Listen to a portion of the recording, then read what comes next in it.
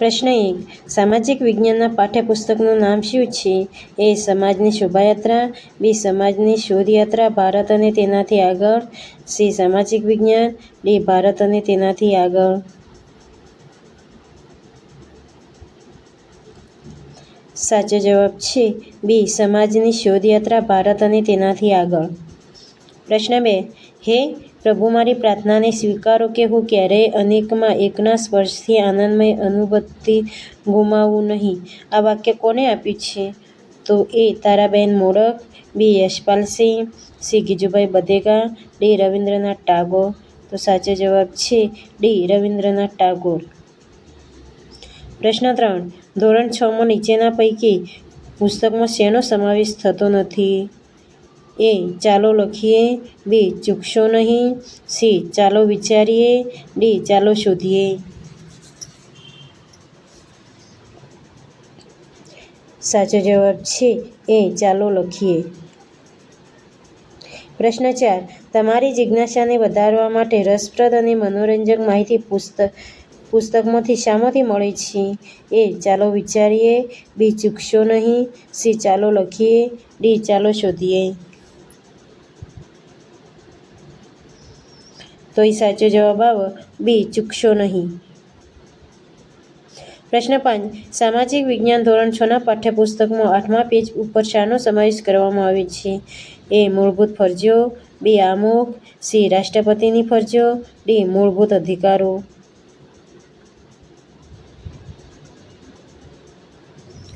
તો સાચો જવાબ છે ડી. મૂળભૂત અધિકારો. પ્રશ્ન 6. ભારત સરકારનું સૂત્ર કયું છે? એ. સત્યમેવ જયતે. બી. યતો ધર્મસ્તતો જય. સી. યોગ કર્મસ્તુ કૌશલમ. ડી. સર્વભૂત હિતે રતા.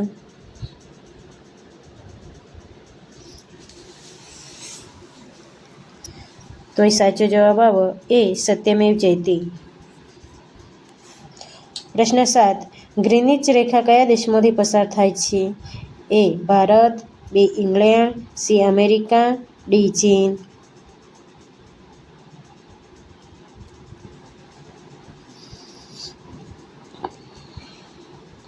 તો એ સાચો જવાબ આવે બી. ઇંગ્લેન્ડ. પ્રશ્ન 8. સુપ્રીમ કોર્ટનું સૂત્ર કયું છે? એ. યોગ કર્મસ્તુ કૌશલમ. બી. સર્વભૂત હિતે રતા. સી. યતો ધર્મસ્તતો જય. ડી. સત્યમેવ જયતે.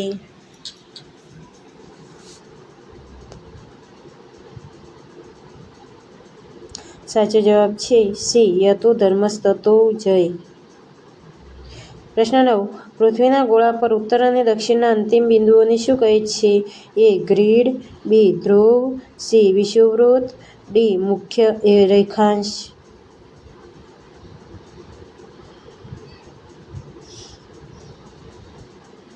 સાચો જવાબ છે બી. ધ્રુવ. પ્રશ્ન 10. નકશામાં પશ્ચિમ દિશા માટે કયા અક્ષરનો ઉપયોગ થાય છે? A. E. B. N. C. S. D. W.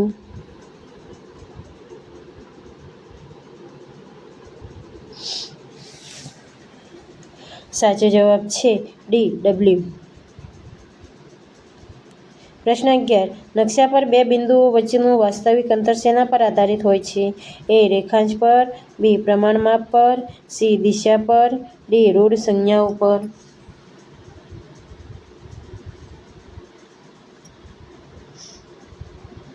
સાચો જવાબ છે બી. પ્રમાણમાપ પર. પ્રશ્ન 12. ભારત કયા ગોળાર્ધમાં આવેલો દેશ છે? એ. ઉત્તર ગોળાર્ધમાં. બી. દક્ષિણ ગોળાર્ધમાં. સી. પશ્ચિમ ગોળાર્ધમાં. ડી. દક્ષિણ પશ્ચિમ ગોળાર્ધમાં.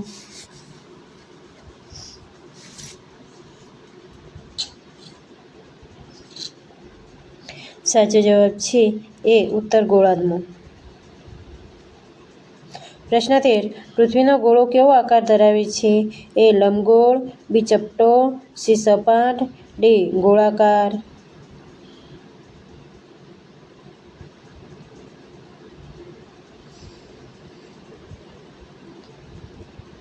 સાચો જવાબ છે ડી. ગોળાકાર.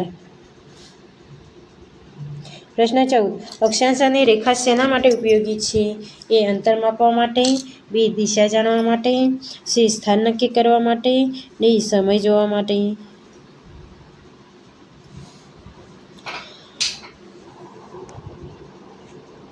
સાચો જવાબ છે સી. સ્થાન નક્કી કરવા માટે. પ્રશ્ન 15. શતરંજની રમત શેના માટે ઉદાહરણ છે? એ. માપ જાણવામાં. બી. સમય ગણવા. સી. નિર્દેશાંક પદ્ધતિ સમજવા. ડી. દિશા જાણવા.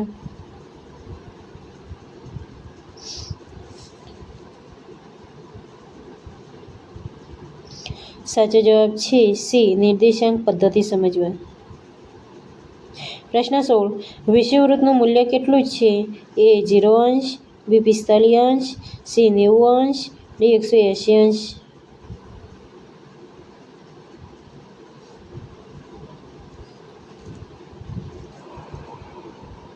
સાચો જવાબ છે એ. 0 અંશ. પ્રશ્ન 17. વિષુવવૃત્તની આસપાસની આબોહવા કેવી હોય છે? એ. સમઘાત. બી. ગરમ. સી. ઠંડી. ડી. શુષ્ક.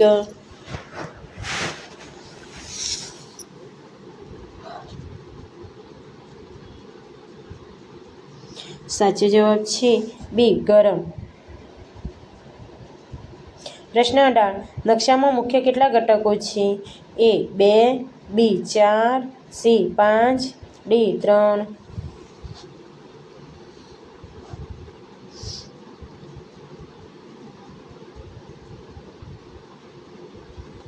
સાચો જવાબ છે ડી. 3.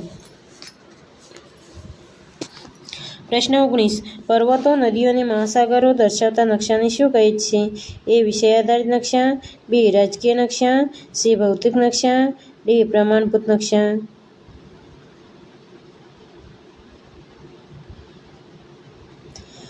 સાચો જવાબ છે સી. ભૌતિક નકશા.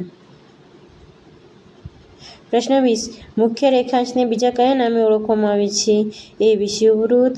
બી. ગ્રીનવિચ રેખા. સી. આંતરરાષ્ટ્રીય દિનાંતર રેખા. ડી. મધ્યાહ્ન વૃત્ત.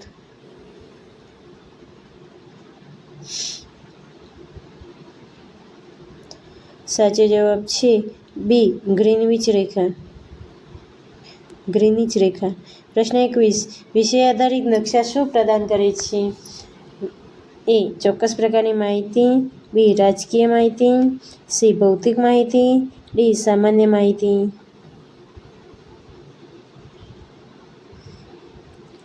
સાચો જવાબ છે એ. ચોક્કસ પ્રકારની માહિતી. પ્રશ્ન 22. નકશા પર પ્રત્યેક સેમી સપાટી પર કેટલું અંતર દર્શાવે છે? એ. 1 કિમી. બી. 100 મીટર. સી. 5 કિમી. ડી. 500 મીટર.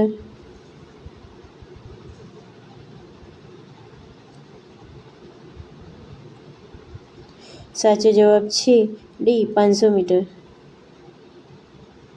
પ્રશ્ન 23.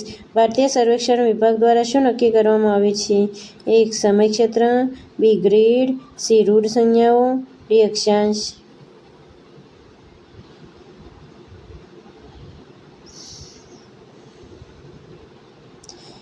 સાચો જવાબ છે સી. રૂઢ સંજ્ઞાઓ. પ્રશ્ન 24. નકશાઓના સંગ્રહને શું કહેવામાં આવે છે? એ. એટલાસ. બી. ગ્રીડ. સી. ગ્લોબ. ડી. નકશાપોથી.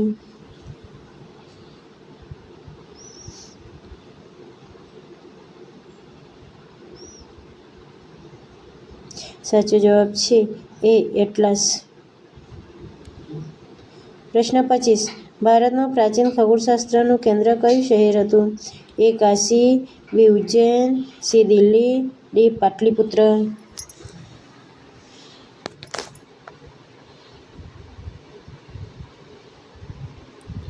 સાચો જવાબ છે બી. ઉજ્જૈન.